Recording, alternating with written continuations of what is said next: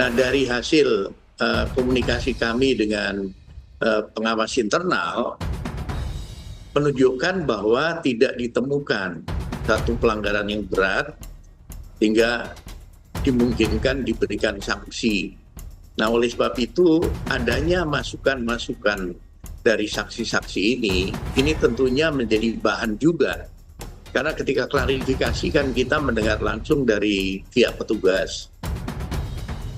Belum dikonfirmasi dengan pihak-pihak yang waktu itu ditangani. Namun ada catatan juga bahwa kasus ini sudah divonis, sudah inkrah. Dan ketika memberikan keterangan sudah disumpah di depan pengadilan.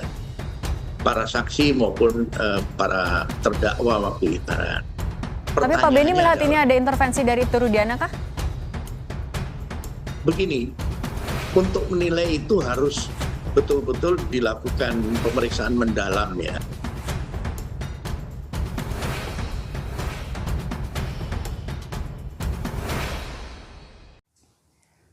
Ada beberapa poin yang disampaikan oleh Pak Beni Mamoto ini sobat sekalian. Pertama, pengawas internal sudah turun untuk mengaudit investigasi sejak di Polres sampai di Polda.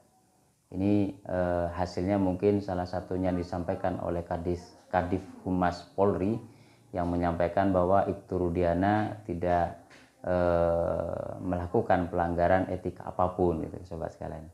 Kemudian hasil komunikasi dengan pengawas internal menunjukkan tidak ditemukan satu pelanggaran berat hingga dimungkinkan diberikan sanksi, katanya Pak Beni Mamoto ini.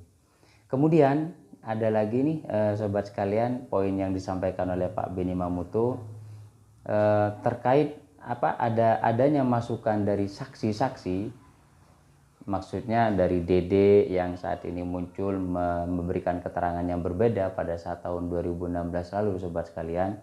Ini katanya tentunya menjadi bahan juga karena waktu klarifikasi kami mendengar langsung dari petugas belum dikonfirmasi dengan pihak-pihak yang waktu itu ditangani. Dari apa yang disampaikan oleh Kompolnas ini begitu entengnya bahwa waktu itu hasil dari klarifikasi Kompolnas ini kepada petugas yang melakukan pemeriksaan ini belum dikonfirmasi dengan pihak-pihak yang waktu ditangani.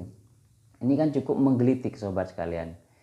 Artinya Ibtu Rudiana dipanggil, kemudian tidak dikonfirmasi dengan saksi-saksinya, tidak dikonfirmasi dengan para penyidik dan sebagainya, tidak dikonfirmasi dengan beberapa pihak yang waktu itu menangani. Ini kan cukup aneh sobat sekalian.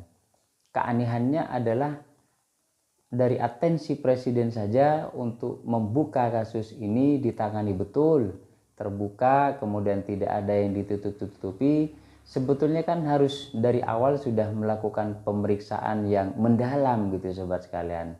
Jadi seharusnya bahasa yang seperti ini kok menurut saya kurang begitu ini ya pihak Kompolnas untuk menyampaikan bahwa begitu enteng gitu jawaban yang pernyataan yang disampaikan Kompolnas ini terkait dengan saksi Dede yang saat ini muncul menyampaikan keterangan yang berbeda, begitu entengnya menyampaikan waktu itu pemeriksaannya belum dikonfirmasi dengan pihak-pihak yang waktu itu ditangani gitu, katanya sobat sekalian. Entahlah. Kemudian ada lagi nih sobat sekalian apa yang disampaikan oleh Pak Beni Mamoto.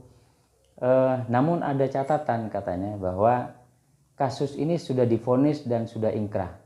Ketika memberikan keterangan sudah disumpah di pengadilan para saksi maupun para terdakwa.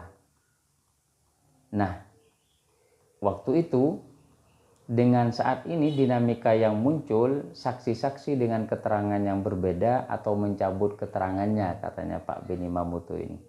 Nah, kemudian pada disanggah oleh kuasa hukumnya Dede bahwa normatifnya apa yang disampaikan oleh Pak Beni Mamoto ini ya benar, tapi kenyataannya Dede tidak disumpah. Pada saat persidangan diundang oleh pengadilan waktu itu dan Dede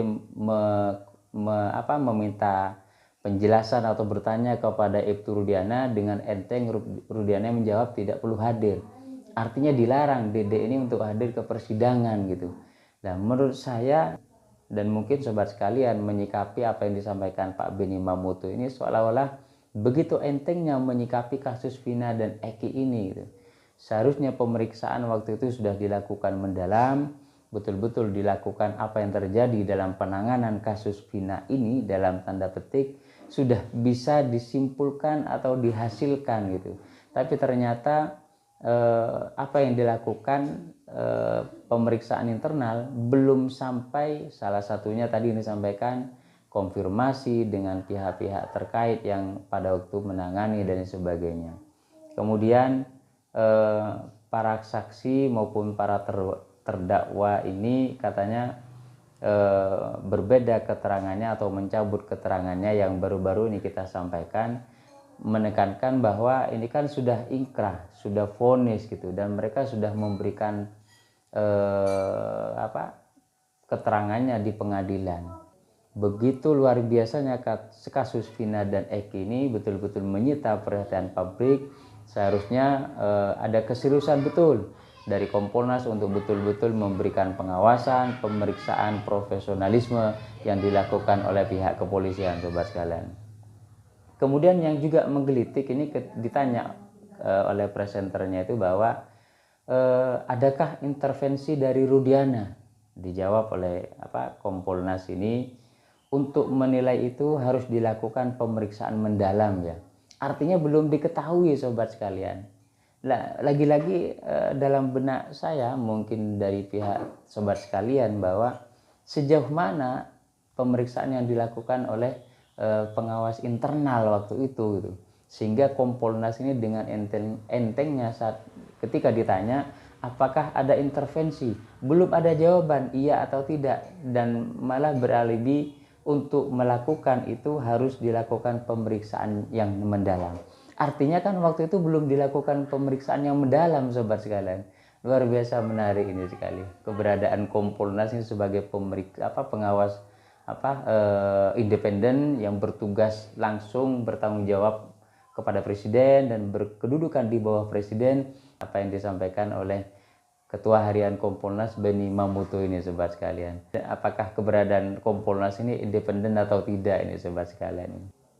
Saya kira itu sobat sekalian, mudah-mudahan ke depan Kompolnas betul-betul bisa menjalankan tugasnya, betul-betul melakukan pengawasan bagi Kompolnas terhadap pihak kepolisian terkait dengan profesionalismenya. Tentu ini menjadi PR besar bagi Kompolnas, keberadaannya apakah memang betul-betul mengawasi profesionalismenya Polri dan sebagainya gitu ya, untuk bisa melaksanakan tugasnya semaksimal mungkin. Apalagi kasus Vina Eki ini luar biasa, betul-betul banyak yang menunggu-nunggu, semua pihak menunggu, termasuk masyarakat Indonesia menunggu apa yang sebetulnya terjadi dalam kasus Vina dan Eki ini dalam tanda kutip penanganan yang dilakukan oleh para penegak hukum gitu.